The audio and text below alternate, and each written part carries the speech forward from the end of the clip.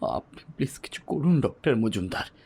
এইভাবে এইভাবে চলতে থাকলে আমি কিন্তু সত্যি পাগল হয়ে যাব। হা, অত উতলা হবেন না সামন্তবাবু। মাথা ঠান্ডা করুন। এটা যে একটা স্নায়ু রোগ এ ব্যাপারে আমি নিশ্চিত। আপনার অবান্তর ভয়টা এই মুহূর্তে একটা নার্ভের ব্যামোর রূপ নিয়েছে আসলে। তাই যেন হয় ডাক্তারবাবু। রোগ হলে তার একটা নিরাময় নিশ্চয়ই থাকবে, কিন্তু কিন্তু কোনো অতি প্রাকৃতিক ব্যাপার হলে তো আর তার কোনো সহজলভ্য সমাধান নেই। এই মানসিক চাপ আমি যা নিতে পারছি না ডাক্তারবাবু। আপনি এত তাড়াতাড়ি এমন ভয় পেয়ে গেলে কি করে চলবে মিস্টার সামন্ত? নমস্কার বন্ধুরা, রাতের ঘন ঘটায় আপনাদেরকে স্বাগত। আজ আপনারা শুনবেন ডাক্তার সৌরদীপ সৌমিত্র চৌধুরীর লেখা গ্রাম বাংলার ভূতের কাহিনী, কলমের কালা জাদু। সৌরদীপ সৌমিত্র চৌধুরীর জন্ম 25শে এপ্রিল 1996 সালের উত্তরপ্রদেশের এলাহাবাদ অঞ্চলে। সেখানকার বিশপ জনসন কলেজ থেকে মাধ্যমিক ও উচ্চ মাধ্যমিক, তারপর কিং জর্জ চিকিৎসা বিশ্ববিদ্যালয় থেকে MBBS পাশ করেন তিনি। ছোটবেলা থেকেই লেখালেখির শখ, বিশেষ করে ভৌতিক সাহিত্যের প্রতি ছিল আলাদাই টান। বৃত্তের বাইরে ভূত ভূতম উৎসব সংখ্যা, ঝিলমিল সাহিত্য পত্রিকা, কাব্যাঞ্জলি, সোনালী খাম, শঙ্খচিল, শারদিয়ার মতো বেশ কিছু সংকলনে গল্প ও কবিতা প্রকাশিত হয়েছে তার। প্রতিলিপির ইভেন্ট যেখানে ভূতের ভয় ও মাঝরাতের হাতছানিতেও বিজয়ী। স্টোরি মিরর অ্যাপে 2021 ও 2022 সালে অর্থার অব দ্য ইয়ার হয়েছেন তিনি। এছাড়াও বিভিন্ন ইউটিউব চ্যানেলে তার লেখা গল্প নিয়ে অডিও স্টোরি এবং অ্যানিমেশন করা হয়েছে। আজকের গল্পটি আমরা নিয়েছি সূর্য শিখা উৎসব সংখ্যা 2021 এবং থার্ড লেন ম্যাগাজিনে প্রকাশিত ভবিতব্য গল্পটি থেকে। আমাদের আজকের গল্পের প্রচ্ছদ অঙ্কন করেছেন সবুজ ঘোষ। আবহের দায়িত্বে রয়েছে ডি টিউন প্রোডাকশন হাউস এবং সম্পূর্ণ প্রোডাকশনের দায়িত্ব সামলাচ্ছে the bong story hub audio production. শুরু হচ্ছে ডাক্তার সৌরদীপ সৌমিত্র চৌধুরীর লেখা গ্রাম বাংলার ভূতের কাহিনী, কলমের কালা জাদু। আমি তীক্ষ্ণ দৃষ্টিতে আমার সামনের চেয়ারে বসা লোকটাকে পর্যবেক্ষণ করতে করতে বললাম, দেখুন, ঘটনাগুলো প্রাকৃতিক না অতি প্রাকৃতিক তা নির্ধারণ করা আমার কাজ। আগে আমাকে জিনিসটাকে দেখতে দিন। ভদ্রলোক তার সাইড ব্যাগ থেকে জিনিসটা বার করে আমার হাতে ধরিয়ে দিলেন। একটা পুরনো আমলের ফাউন্টেইন পেন। গাঢ় নীলবর্ণ কলমটা টিউবলাইটের আলোয় ঝকঝক করছিল। ক্যাপটা খুললাম। পেনের নিবটা সম্ভবত সোনার। নিবের ডগায় এক বিন্দু লাল কালি লেগেছিল। সব মিলিয়ে একটা সাধারণ গড়পড়তা ধরনের সেকেলে ফাউন্টেন কলম ছাড়া আর কিছু বুঝলাম না। রাইটিং প্যাডটা কাছে টেনে নিয়ে তাতে আঁচড় কাটার চেষ্টাও করলাম, কিন্তু অনেক ঝাঁকাঝাঁকি করা সত্ত্বেও তার থেকে এক ফোঁটা কালিও নিঃসৃত হলো না। সামন্তবাবু হাসলেন। এই কলম তখনই লেখে যখন এর নিজের ইচ্ছে হয়। মালিকের ইচ্ছের কোনো দামই নেই এর কাছে। উপরোক্ত কথোপকথনগুলো চলছিল আমার চেম্বারে। আমি ডক্টর মিত্রজিৎ মজুমদার, মনোরোগ বিশেষজ্ঞ। সামনের চেয়ারে আমার মুখোমুখি বসে আছেন মিস্টার সামন্ত। পেশায় একজন চিত্রকর। বয়স হবে ওই 50-52 কাছাকাছি। একসময় বেশ সুপুরুষ চেহারারই লোক ছিল বলে মনে হয়, কিন্তু দীর্ঘদিনের মানসিক চাপ আর রাত জাগার ফলে এখন তার অবস্থা শোচনীয়। লম্বা অথচ রোগাটে দড়ি পাকানো গড়ন, মাথা ভর্তি উস্কো খুস্কো চুল, চোখে কালো মোটা ফ্রেমের চশমা আর কপালে অজস্র বলি রেখা। সব মিলিয়ে বেশ বুঝতে পারছিলাম যে আমার সামনে বসে থাকা এই আকৃতি অতীতের সুদর্শন অবয়বটির এক আবছা স্মৃতি মাত্র। শুধু তার চোখ দুটো অত্যন্ত কালো ও উজ্জ্বল, দৃষ্টিটা ভীষণ অন্তর্ভেদী। তার সমস্যা হলো এই যে আজ থেকে প্রায় 5 মাস আগে তিনি একটা কলম পেয়েছিলেন, আর সেখান থেকেই তার জীবনে শুরু হয়েছে সমস্ত অশান্তি। সামন্তবাবুর জবানবন্দি অনুসারে এ কলম দিয়ে যা কিছুই আঁকা হয় না কেন, তাই নাকি 24 ঘন্টার ভিতরে সত্যি হয়ে যায়। প্রমাণ হিসাবে তিনি তার ব্যাগ থেকে একটা কাগজ বার করে আমায় চোখের সামনে মেলে ধরলেন। লাল কালি দিয়ে আঁকা একটা স্কেচ। তাতে দেখা যাচ্ছে কাঠের একটা খাড়া সিঁড়ি, আর সেই সিঁড়ির ঠিক নিচে পড়ে রয়েছে একজন বয়স্ক মহিলার মৃতদেহ। সম্ভবত সিঁড়ি থেকে নামার সময় পড়ে গিয়ে মাথায় আঘাত পেয়েছেন, তার ফলেই মৃত্যু। এই যে, কি বুঝলেন এই স্কেচটা দেখে? একটা কাঠের সিঁড়ি, আর তার নিচে দেখা যাচ্ছে একজন বৃদ্ধার প্রাণহীন। আমার কাকিমা। সামন্তবাবু আমাকে মাঝখানেই থামিয়ে দিয়ে বললেন, এই যে, এই যে, এখানে এখানে এই রক্তাক্ত মৃতদেহটি দেখতে পাচ্ছেন? এইটা হলেন আমার কাকিমা। এই ছবিটা আমি এঁকেছিলাম 25শে ফেব্রুয়ারির দিন সকাল সকাল 8টা নাগাদ। আর আমার কাকিমার মৃত্যু ঘটে সেই দিনই রাত 9:30টার কাছাকাছি।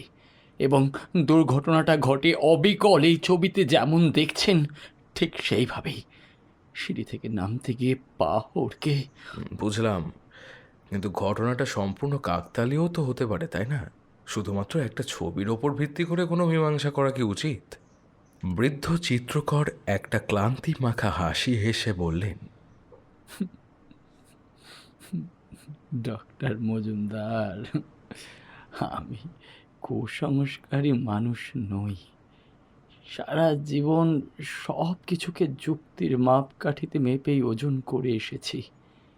এমন ঘটনা যদি শুধুমাত্র একবার ঘটতো, তাহলে আমি অবলীলায় তাকে কোইন্সিডেন্ট বলে উড়িয়ে দিতাম। কিন্তু বিগত 5 মাসে 6 বার এমন কাকতালীয় ঘটনা ঘটেছে আমার সাথে। এবারও কি আপনি এটাকে কাকতালীয় বলবেন ডক্টর? জাস্ট আ মিয়ার কোইন্সিডেন্ট? আমার কপালে চিন্তার ভাঁজ পড়ল। বলেন কি ভদ্রলোক, 6 বার? এটাও কি সম্ভব নাকি? এতক্ষণ ধরে তো সামন্তবাবুর সাথে কথা বলছি, কই তার মধ্যে তো কোনো রকমের মানসিক বিকৃতির চিহ্ন খুঁজে পেলাম না। যথেষ্ট ভদ্র, মার্জিত ও মিতভাষী একজন মানুষ বলেই মনে হয়। তাই তিনি যে আমার সাথে কোনো প্রকারের মিথ্যাচারিতা করবেন, এটা প্রায় অসম্ভব। তাছাড়া আমাকে মিথ্যে বলে তার কি লাভ? কিন্তু এই সব ঘটনাগুলো ঠিক হজম করতেও পারছিলাম না। আমাকে কি আরও কিছু ছবি দেখানো যায়? মানে ওই মাত্র একটা ছবি দেখে কিছু বলা সম্ভব নয়। হ্যাঁ হ্যাঁ, অবশ্যই। এই যে, এই দেখুন। সামন্তবাবু আরও 2টো কাগজ বার করলেন। প্রথম কাগজে দেখলাম একজন কম বয়সী ছেলে গলায় দড়ি দিয়ে আত্মহত্যা করেছে। পাখার সাথে ফাঁস লাগানো মৃতদেহটা অসহায়ভাবে ঝুলছে। চোখ দুটো ঠিকরে বেরিয়ে আসছে ভীষণ যন্ত্রণায়। জিভ বেরিয়ে গড়িয়ে পড়ছে ফোঁটা ফোঁটা রক্ত। সে একেবারে বীভৎস দৃশ্য। আমি কিছু জিজ্ঞাসা করার আগেই সামন্তবাবু বললেন, আমার ভাইপো পরীক্ষায় ফেল করার হতাশায় আত্মঘাতী হয়েছিল প্রায় 2 মাস আগে। ওর মৃত্যুরও আগাম সংকেত দিয়েছিল এই কলম। আচ্ছা, অন্য কাগজটা দেখি। এই স্কেচে দেখলাম একটা ব্যস্ত রাস্তা, সেখানে অনেক মানুষের জটলা, আর সেই ভিড়ের মাঝে পড়ে রয়েছে একজন নারীর থ্যাতলানো মৃতদেহ। রক্তে ভেসে যাচ্ছে গোটা রাস্তাটা। এই যে, আমার বাল্যবন্ধু রাশিদের একমাত্র মেয়ে রাজিয়া 3 আগে কলেজ থেকে হেঁটে বাড়ি ফিরছিল। পিছন থেকে একটা অনিয়ন্ত্রিত বাস এসে পিষে দেয় মেয়েটাকে। Spot dead. আমি 3টি ছবি ভালো করে উল্টে পাল্টে দেখলাম। কিছুক্ষণ চুপ করে থেকে জিজ্ঞাসা করলাম, আচ্ছা মিস্টার সামন্ত, এই কলম কি কখনো ভালো খবর দেয় না?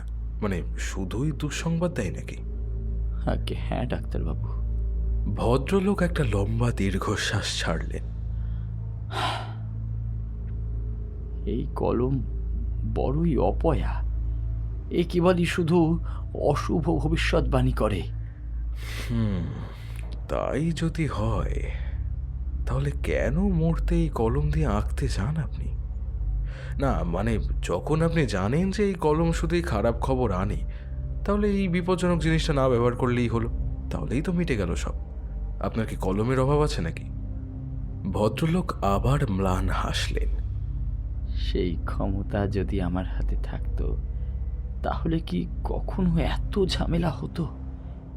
বললাম না, এই কলমের কাছে তার মালিকের ইচ্ছের কোনো দাম নেই, বরং মালিক নিজে এই কলমের দাস।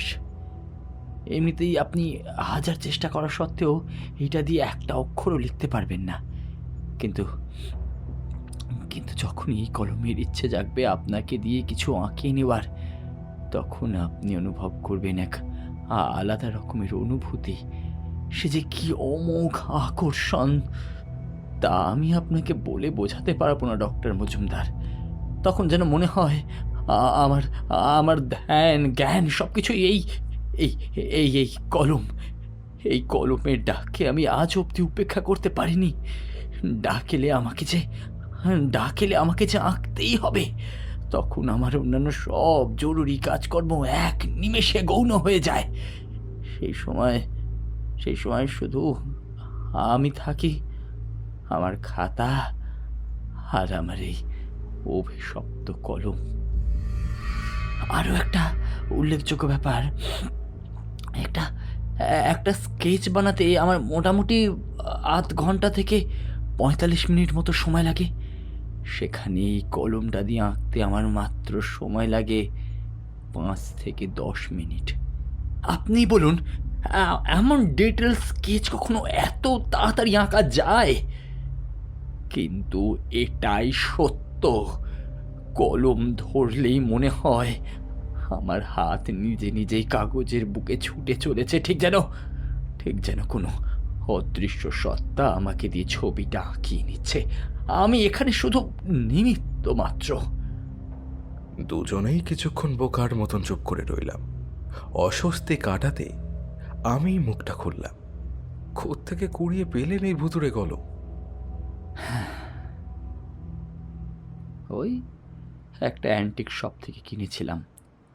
আমি পুরনো জিনিস আর আসবাবপত্র কেনার শৌখিন, তাই এইসব অ্যান্টিক শপে আমার রেগুলার যাতায়াত। খুব পছন্দ হয়েছিল জিনিসটা, সেই জন্য বেশি সাত পাঁচ না ভেবেই কিনে ফেলেছিলাম। কিন্তু এখন দেখছি এই কলম কিনে আমি নিজেই খাল কেটে কুমির এনেছি। কে জানে কি কালো ইতিহাস জড়িয়ে আছে এই কলমটার সাথে। আরও কিছু টুকটাক কথাবার্তা বলে এবং যথাসাধ্য আশ্বাস দিয়ে ভদ্রলোককে বিদায় জানালাম। সারাদিনের খাটাখাটনির পর বড়ই শ্রান্ত বোধ করছিলাম। হাত ঘড়ি বলছে এখন প্রায় রাত 9টা।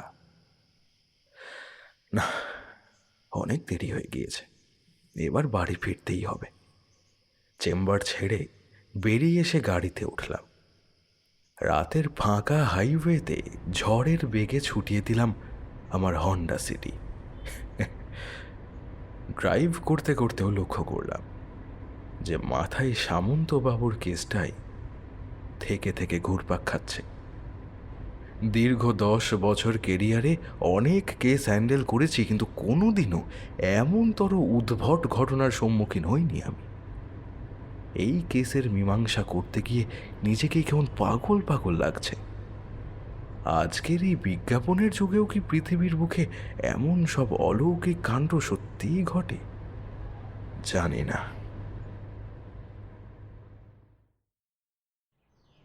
আজ আমার ছুটি, ক্লিনিকে যাওয়ার নেই, তাই ঠিক করলাম যে আজকের পুরো দিনটা শুয়ে বসে আর বই পড়েই কাটাবো।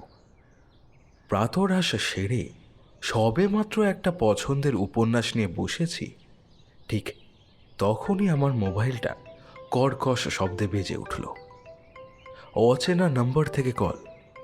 ট্রু কলারে নাম দেখাচ্ছে অভিরূপ সামন্ত। ফোনটা রিসিভ করলাম। Hello hello, psychiatrist doctor Majumdar আছেন? আমিই বলছি, কিন্তু আপনি এমনভাবে তোতলাচ্ছেন কেন? ইজ এভরিথিং অলরাইট দেয়ার? আসলে আসলে একটু বিপদে পড়ে আপনাকে ফোন করতে বাধ্য হলাম ডাক্তারবাবু। সামন্তবাবু ভয়ার্থ গলায় বললেন, আপনার হেল্প এই মুহূর্তে প্রচণ্ড দরকার sir. Okay, please calm down mister Samanta. কি হেল্প চাই বলুন, বলুন আমাকে। আপনি যত তাড়াতাড়ি সম্ভব আমার বাড়িতে চলে আসুন, প্লিজ প্লিজ আমার বাড়িতে তাড়াতাড়ি চলে আসুন। মানে? আমি অবাক হয়ে গেলাম। আগে প্রবলেমটা কি হয়েছে সেইটা খুলে বলবেন তো? তাছাড়া আমি কি করে আপনার বাড়িতে যাব? আমি তো আপনার অ্যাড্রেসটাই জানি না। ডাক্তারবাবু ডাক্তারবাবু, এখানে যা ঘটেছে তা সব কিছু ওভার দ্য কল বোঝানো সম্ভব নয় আমার পক্ষে। আমি জানি আমি অন্যায় আবদার করছি, কিন্তু আর অন্য কোনো উপায় নেই আমার হাতে। আর আর আর বাড়ি চেনে না তো কি হয়েছে? আপনি নিজের ঠিকানাটা আমাকে বলুন, আমি আমার ড্রাইভারকে গাড়ি নিয়ে পাঠিয়ে দিচ্ছি, ওই আপনাকে রিসিভ করে নেবে। ডাক্তারবাবু প্লিজ না বলবেন না। ঘণ্টা খানেকের মধ্যেই একটা ঝাঁ চকচকে কালো গাড়ি ঠিক আমার বারান্দার নিচটা এসে হর্ন দিতে লাগলো। তৈরি হয়েই ছিলাম। গাড়ির আওয়াজ পেয়ে তড়ি ঘরে নিচে নেমে এলাম। একজন মাঝবয়সী শিখ ভদ্রলোক গাড়ি থেকে নেমে আমাকে নমস্কার করে বললেন, मैं राजपाल सिंह, सामंत बाबू का ड्राइवर। वो साहब ने आपके लिए गाड़ी भेजा है। আধ ঘন্টা পর গাড়িটা এসে থামল একটা বহুতল ফ্ল্যাট বাড়ির সামনে। সামন্তবাবুর ফ্ল্যাটটা 4 তলায়। দেখলাম ভদ্রলোক ঘরের বাইরে উদ্বিগ্ন হয়ে পায়চারি করছিলেন। আমাকে দেখা মাত্রই তিনি ছুটে এসে করমর্দন করলেন। আমাকে ঘরে নিয়ে যেতে যেতে বললেন, আমার বাড়িতে আসার জন্য অনেক ধন্যবাদ ডাক্তারবাবু। ভেতরে চলুন, ভেতরে চলুন, আপনাকে অনেক কিছু বলার আছে আমার, অনেক কিছু। সামন্তবাবুর সাথে কিছুক্ষণ গল্প করার পর জানতে পারলাম এই ভদ্রলোক পৃথিবীতে সম্পূর্ণ একা ও নির্বান্ধব। মাকে ছোটবেলায় হারিয়েছেন, আর বাবাও গত হয়েছেন প্রায় বছর 5 আগে। উনি বিয়ে থা করেননি। কাছের কোনো আত্মীয় স্বজনের সঙ্গেও তার বিশেষ যোগাযোগ নেই। এখন তার নিজের লোক বলতে শুধুই 2 জন। প্রথম হলেন তার শিখ ড্রাইভার রাজপাল, আর দ্বিতীয় হলো একটা অল্প বয়সী নেপালি ছেলে তেজ বাহাদুর। এই তেজ বাহাদুর হলো একধারে এই বাড়ির পাহারাদার, পাচক, ভৃত্য এবং সামন্তবাবুর কথা বলার সঙ্গী। এমন 2 জন অচেনা অথচ বিশেষত্ব মানুষকে নিয়েই দিন কাটাচ্ছেন এই প্রৌঢ় চিত্রকর। ভদ্রলোকের সাথে খানিকক্ষণ খেচুড়ে আলাপের পর আমি সোজাসুজি মোদ্দা কথাটা পারলাম। তাহলে এবার বলুন, কি জন্য এত জরুরি তলব? সামন্তবাবু এতক্ষণ বেশ ঝরঝরে ভাবেই গল্প করছিলেন, কিন্তু আমার এই আকস্মিক প্রশ্ন শুনে উনি কেমন যেন মুষড়ে পড়লেন। চোখে মুখে নেমে এলো গভীর আতঙ্কের কালো ছায়া। তেজবাহাদুর ওই সময় ঘর ঝাঁট দিচ্ছিল। সামন্তবাবু ওকে ঘর থেকে বাইরে পাঠিয়ে দরজাটা বন্ধ করে দিলেন। আমি আগেই বুঝেছিলাম, যখন থেকে এই অপয়া কলম আমার জীবনে প্রবেশ করেছে তখন থেকেই আমি কোনো গভীর অশুভ ষড়যন্ত্রের শিকার হয়ে পড়েছি। কিন্তু আজ সকালে এই কলমটা আমাকে দিয়ে যা আঁকালো তা দেখে আমি নিজেই থ হয়ে গেছি ডাক্তারবাবু। আমি কিছুতেই নিজেকে ঠিক রাখতে পারছি না। ডক্টর মজুমদার, সব চিন্তা ভাবনা কেমন যেন তালগোল পাকিয়ে যাচ্ছে আমার। কেন, এমন কি আঁকলেন আপনি? চিত্রকর মহাশয় নিঃশব্দে তার টেবিলে রাখা একটা কাগজের দিকে ইশারা করলেন। কাগজটা চোখের সামনে মেলে ধরতেই যা দেখলাম তা দেখার কল্পনা আমি স্বপ্নেও করিনি। মেঝেতে ঘাড় মোটকে পড়ে রয়েছে একটা রক্তরঞ্জিত লাশ। আর এই লাশ অন্য কারো নয়, স্বয়ং চিত্রকর অভিরূপ সামন্ত মহাশয়ের। মাথা ফেটে চৌচির হয়ে গিয়েছে, তার থেকে ঘিলু বেরিয়ে এসেছে, ঘাড়টা ভেঙে একদিকে কাত হয়ে গিয়েছে, নিষ্প্রাণ চোখের মণি দুটো মরা ছাগলের মতন ঘোলাটে, শান বাঁধানো মেঝেটা রক্ত বন্যায় লাল হয়ে গিয়েছে। আর আর সহ্য করতে পারলাম না, চোখ সরিয়ে নিলাম কাগজের উপর থেকে। এইবার আপনি বলুন ডাক্তারবাবু, কিভাবে কিভাবে এই ভাড়া থেকে পরিত্রাণ পাওয়া যেতে পারে? কি জানি কেন, কিন্তু কিন্তু হঠাৎ আমার ভীষণ রাগ হলো এই বৃদ্ধ চিত্রকরের ওপর। ভদ্রলোক নিশ্চয়ই ভালো রকমের ছিটগ্রস্ত একজন মানুষ। নির্ঘাত পাগলামির ঘোরে আবল তাবল সব স্কেচিং করে সেগুলোকে সত্যি প্রমাণিত করার চেষ্টা করেন। আমি বেশ কয়েকটা স্কেচ দেখেছি, এটা ঠিক কথা, কিন্তু সেই সব ঘটনার সত্যতা যাচাই তো করিনি। সবই শোনা কথা, যেমনটা সামন্তবাবু বলেছেন ঠিক তেমনটাই গেলে গিয়েছি। লোকটা নিশ্চয়ই হ্যালুসিনেশনের পেশেন্ট। একটা পাগলের পাল্লায় পড়ে আমি নিজের সময় নষ্ট করছি। নিজের ওপরও খুব অসন্তুষ্ট হলাম। কি করে আমি প্রত্যক্ষ প্রমাণ ছাড়া এই ধরনের গুলতাপ্পিকে বিশ্বাস করতে পারলাম? দেখুন সামন্তবাবু, সব নষ্টের গোড়া হলো আপনার কলম। আমাকে একবার জিনিসটা দিন। ভদ্রলোক উঠে গিয়ে ড্রয়ার থেকে কলমটা বার করে আনলেন। আমি আরেকবার জিনিসটা ঘুরিয়ে ফিরিয়ে দেখলাম। এই এক সাধারণ ফাউন্টেন পেন নিয়ে এত ভয় কেন লোকটার? কলমটা আমি সযত্নে ভরে নিলাম পকেটে। কি হলো ডক্টর মজুমদার? ভদ্রলোক খানিকটা অপ্রতিভভাবে বললেন, কলমটা আপনি ফেরত দেবেন না? হ্যাঁ, না, আমি এটা নিয়ে যাচ্ছি। আপনি কবে ফেরাবেন এটা? আর দেব না। I am going to destroy it. এই কলমই হলো যত অশান্তির মূল। না থাকবে কলম, না থাকবে আপনার মানসিক টানা পড়ে।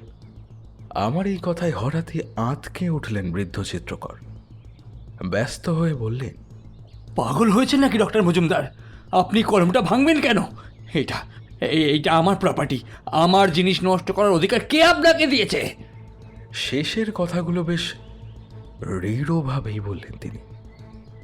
আমারও জেদ চেপে গেল, আর চোয়াল শক্ত করে বললাম, দেখুন, পাগল আমি হইনি, পাগল হয়েছেন আপনি। আর কি তখন থেকে আমার কলম আমার প্রপার্টি বলে যাচ্ছেন? এই মৃত্যুদূতকে নিয়ে কিসের এত মোহ আপনার? কি এমন আছে কলমটার মধ্যে? অত শত আমি জানি না মশাই, জিনিসটা আমার, আর মৃত্যু পর্যন্ত এটা আমার কাছেই থাকবে। আপনি আমার কলমটা ফেরত দিন, দিন দিন আমার কলমটা ফেরত দিন। না, দেব না। একজন ডাক্তার হয়ে আমি নিজের পেশেন্টকে এইভাবে একটু একটু করে পাগলামির দিকে এগিয়ে যেতে দিতে পারবো না। এই কলমটা আমি নষ্ট করে ফেলবই। You better forget it. সামন্তবাবু কোনো হিংস্র শিকারীর ন্যায় আমার দিকে তেড়ে এলেন, আমার হাত থেকে কলমটা ছিনিয়ে নেওয়ার উদ্দেশ্যে। কিন্তু আমি আগেই সতর্ক ছিলাম, ঝটিতি সরে গেলাম তার নাগাল থেকে। কলমটা আমাকে ফেরত দিন। একটা চাপা জান্তব চিৎকার করে উঠলেন তিনি। আমার জিনিস আমাকে ফিরিয়ে দিন বলছি। না, আমি দেব না। আমি নাছোড়বান্দা, প্রাণ থাকতে এই অপয়া কলম আমি কিছুতেই ফেরত দেব না। মিস্টার সামন্ত ঝাঁপিয়ে পড়লেন আমার ওপর, কিন্তু হাজার হোক তিনি বৃদ্ধ, ধস্তাধস্তি করে কি আর আমার সাথে এঁটে উঠতে পারেন? কিছুক্ষণের সংগ্রামের মধ্যেই আমি ওনাকে মাটিতে ছুঁড়ে ফেললাম। কলমটা উঁচিয়ে ধরে বললাম, এটাই যখন সব নষ্টের গোড়া, তখন এই কলমটাই আমি নষ্ট করে ফেলবো, এক্ষুনি, এই মুহূর্তে। না না, আপনি আপনি এমনটা করতে পারেন না, আপনি এমনটা করতে পারেন না। চিত্রকর মহাশয় কেঁদে ফেললেন। আমি আমি আপনার সব নির্দেশ মানতে রাজি, আর শুধু শুধু এই কলমটা আমাকে ফিরিয়ে দিন। দিন না, দিন না, দিন না, আমাকে এই কলমটা ফিরিয়ে দিন। কিন্তু ততক্ষণে আমার মাথায় খুন চেপে গিয়েছে। রাগের চোটে আমি কলমটা সজোরে ঘুরিয়ে ছুঁড়ে ফেলে দিলাম ফ্ল্যাটের বারান্দার বাইরে। এই পর্যন্ত তো ঠিক ছিল, তবে এরপর মিস্টার সামন্ত যা কাণ্ড ঘটালেন তা দেখে আমার হৃৎপিণ্ড লাফিয়ে গলায় উঠে আসার জোগাড়। কলমটা ব্যালকনি দিয়ে নিচে পড়ার সাথে সাথেই তিনি আমার কলম, আমার কলম! এই বলে চিৎকার করতে করতে বারান্দায় ছুটলেন। তারপর বারান্দার রেলিং টপকে সোজা নিচে ঝাঁপিয়ে পড়লেন। ধপ করে বিরাট একটা শব্দ, আর তারপর সব শান্ত। দৌড়ে গেলাম বারান্দায়, আর নিচে গলা বাড়াতেই দেখলাম সেই নারকীয় দৃশ্য। 4টে ফ্লোর নিচে পড়ে আছে মিস্টার সামন্তর মৃতদেহ। ঘাড় মটকানো, মাথা ফেটে গল গল করে তাজা রক্তের ধারা বয়ে যাচ্ছে।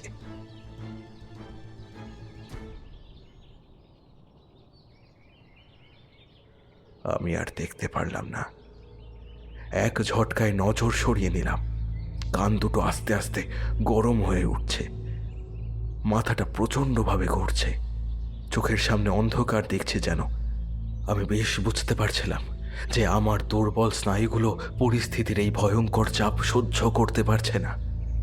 নিজের সাথে আর লড়াই করতে পারলাম না। তৎক্ষণাৎ জ্ঞান হারিয়ে লুটিয়ে পড়লাম ব্যালকনির মেঝেতে। জানি না কতক্ষণ পর জ্ঞান ফিরল।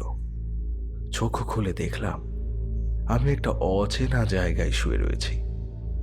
মাথায় তীব্র যন্ত্রণা অনুভব করছিলাম। কিছুটা সময় লাগলো অল্প ধাতস্থ হতে। চারিদিকটা ভালোভাবে নজর করে দেখলাম। মনে হচ্ছে কোনো হসপিটালের বেডে আমি পড়ে রয়েছি। আমি চোখ মেলেছি দেখে একজন নার্স শশব্যস্তভাবে ছুটে ডাক্তারকে খবর দিতে গেল।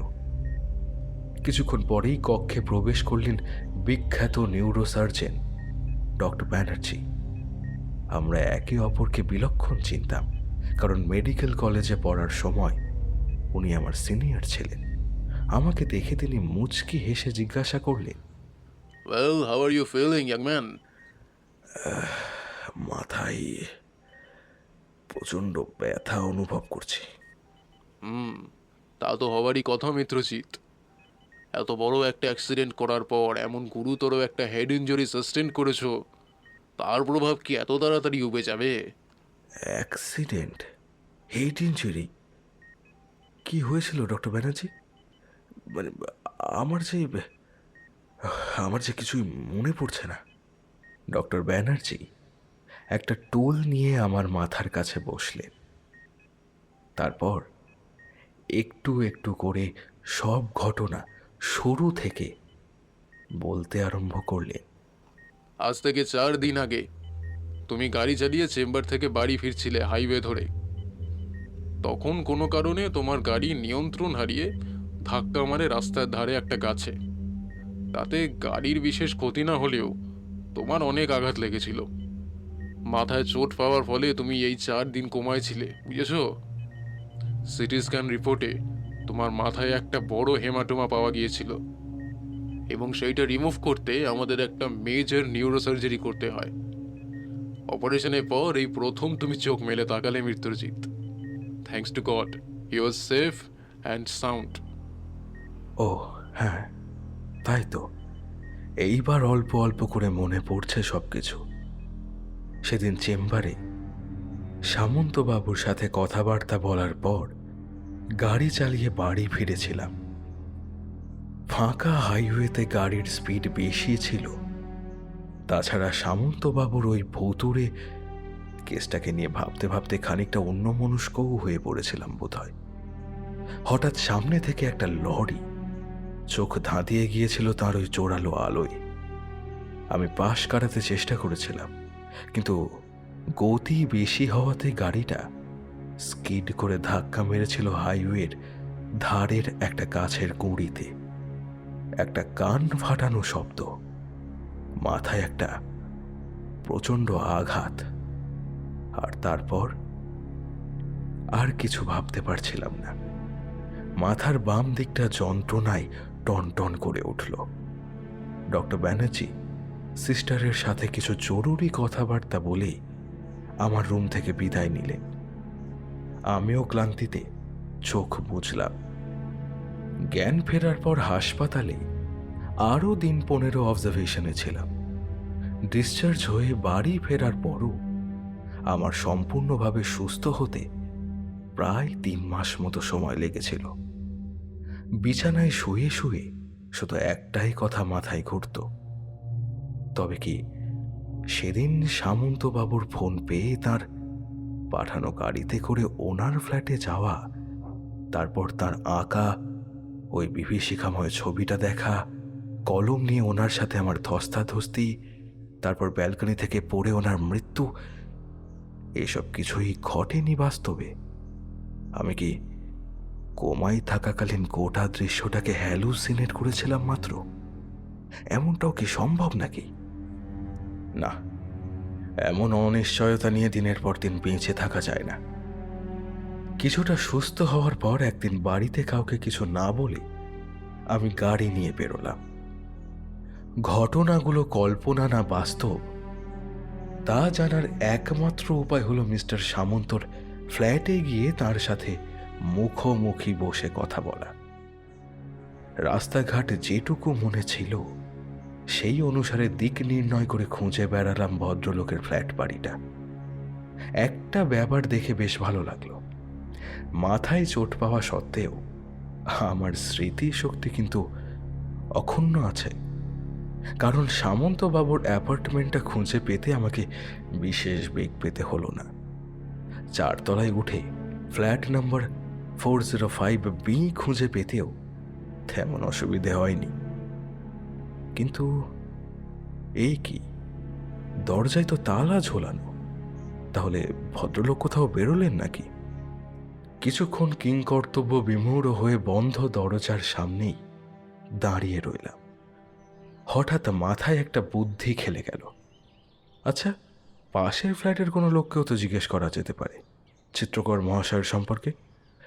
তাতে যদি কিছু কাজের খবর আদায় করতে পারি তবে মন্দ কি? এই কথা ভেবেই একটু ইতস্তত করে পাশের ফ্ল্যাটের বেলটা বাজালাম। একজন বয়স্ক মহিলা এসে দরজাটা খুলে দাঁড়ালেন। কাকে চাই? আগে নমস্কার, আমার নাম মিত্রজিৎ। আপনি কি জানেন যে আপনাদের এই পাশের ফ্ল্যাটের সামন্তবাবু কোথায় গিয়েছেন? ওনার সাথে আমার কিছু দরকার ছিল আর কি। সামন্ত বাবু? ভদ্রমহিলা ভ্রু কুঁচকালেন। কোন সামন্ত বাবুর কথা বলছেন বলুন তো? কেন, এই আপনার প্রতিবেশী, ফ্ল্যাট নাম্বার হচ্ছে 405B, ওই অভিরূপ সামন্ত, যিনি পেশায় একজন চিত্রকর। ও, তার কথা বলছেন? তা সে তো আর এখানে থাকে না। কেন, মানে উনি কি অন্য কোথাও শিফট করলেন নাকি? আপনি মনে হয় বহুদিন এদিকে আসেননি। অভিরূপ সামন্ত আজ থেকে 6 বছর আগেই মারা গিয়েছিলেন বারান্দা থেকে পড়ে। কথাটা শুনে আমার মাথায় যেন আকাশ ভেঙে পড়ল। আমাকে ওই রকমভাবে বজ্রাহতর মতন দাঁড়িয়ে থাকতে দেখে মহিলা বললেন, আহা, দুঃখ পাবেন না। মৃত্যু তো আর মানুষের হাতে নেই। বড় ভালো মানুষ ছিলেন অভিরূপ বাবু। শেষে ব্যালকনি থেকে পড়ে গিয়ে ব্যাপারটা নিছকই একটা দুর্ঘটনা, না হত্যা, না সুইসাইড, কিছুই বোঝা গেল না। আমার তো আজও ওই দুটোর ওপরেই সন্দেহ হয়। কাদের ওপর? আরে, ওনার ওই সর্দারজি ড্রাইভার আর নেপালি চাকরটার ওপর। ওনার মৃত্যুর পর ওরা দুজনেও তো বেমালুম হাওয়া হয়ে গেছিল। হাজার হোক, অভিরূপ বাবুর তো আর পয়সা কড়ি নেহাত কম ছিল না। হয়তো সেই লোভেই দুজনে মিলে ধাক্কা দিয়ে নিচে ফেলে দিয়েছিল। যদিও পুরোটাই আমার কল্পনা মাত্র, তবুও এই যুগে দাঁড়িয়ে এমন ধরনের ষড়যন্ত্র করা কি খুব একটা অসম্ভব? ভদ্রমহিলা আরো অনেক কিছুই বলে যাচ্ছিলেন, কিন্তু তার কোনো কথাই আমার কর্ণকুহর দিয়ে ঢুকে মস্তিষ্ক পর্যন্ত পৌঁছচ্ছিল না। আমি তখন অন্য এক জগতে ছিলাম। সব কিছুতেই কেমন যেন একটা ধাঁধা লাগছিল আমার। তার মানে কি সেদিনের সব ঘটনাই মিথ্যে? আমার এই ফ্ল্যাটে আসা, সামন্তবাবুর সাথে কথা কাটাকাটি হওয়া, তারপর ব্যালকনি থেকে পড়ে গিয়ে ওনার ওই বীভৎস মৃত্যু, এই সব কিছুই কি তাহলে তাহলে শুধুই চোখের ভুল? না না না না না না না, ভুল হতে পারে না। ভুল তো নয়, কারণ মহিলা তো বললেন যে চিত্রকর অভিরূপ সামন্তর মৃত্যু বারান্দা থেকে পড়ে গিয়েই হয়েছিল। কিন্তু তা হয়েছিল 6 বছর আগে। এছাড়াও উনি তার সর্দারজি ড্রাইভার রাজপাল এবং নেপালি চাকর তেজ বাহাদুরের কথা উল্লেখ করেছিলেন। তার মানে কি কোমায় থাকাকালীন আমার অবচেতন মস্তিষ্ক কোনোভাবে পৌঁছে গিয়েছিল অতীতে? টাইম লুপ জাতীয় কোনো ব্যাপার? তাও তাও বা কি করে সম্ভব? অ্যাক্সিডেন্ট হওয়ার আগে তো তিনি সশরীরেই আমার ক্লিনিকে এসে অনেকক্ষণ আমার সঙ্গে কথা বলে গেলেন। তবে কি তিনি সেদিন সশরীরে আসেননি? এসেছিলেন অশরীরে। মৃত্যু চিত্রকরের আত্মা এসেছিল বায়বীয় রূপ ধরে। আর ভাবতে পারছি না, সবকিছুই কেমন যেন গুলিয়ে যাচ্ছে আমার। শুনছেন ও দাদা, কি ভাবছেন তখন থেকে? আমি কি বললাম, আপনি কি কিছু বুঝলেন? ভদ্রমহিলার ডাকাডাকিতে আমার চমক ভাঙল।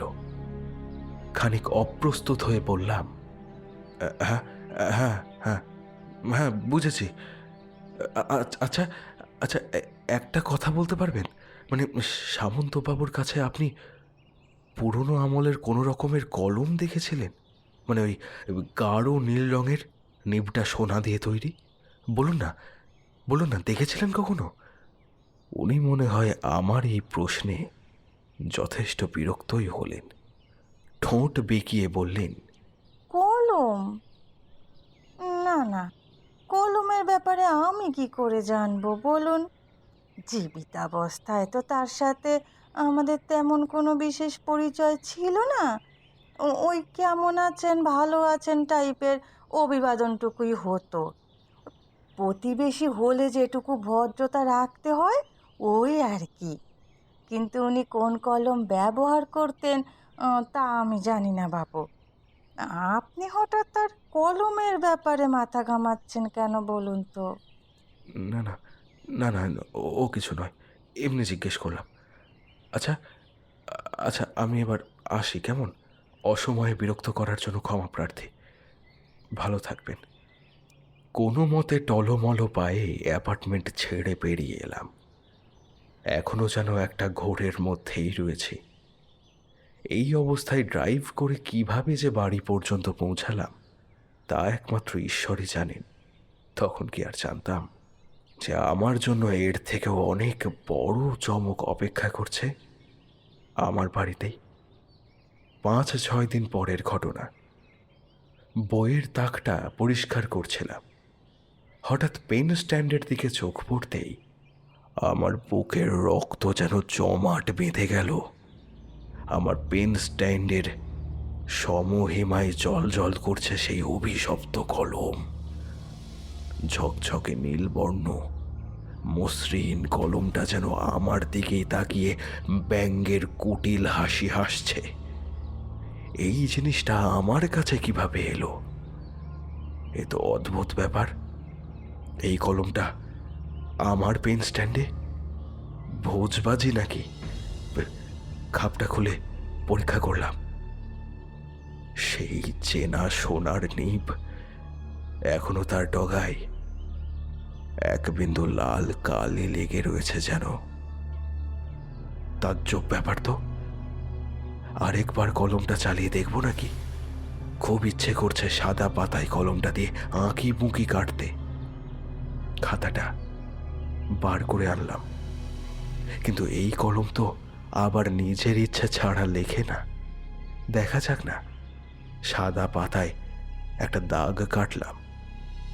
স্ট্রেঞ্জ, যে কলম থেকে এতদিন এক ফোঁটা কালিও বার করতে পারিনি, সে আজ অবলীলায় পাতার বুকে রক্তিম আঁচড় কেটে দিল।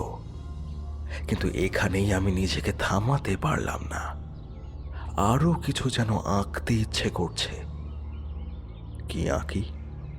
গাড়ি আঁকবো? আচ্ছা, তাই আঁকি। আর কি আঁকা যায়? একটা ব্রিজ ট্রাই করে দেখি। প্রায় 10 মিনিটের মধ্যেই আঁকা কমপ্লিট হলো।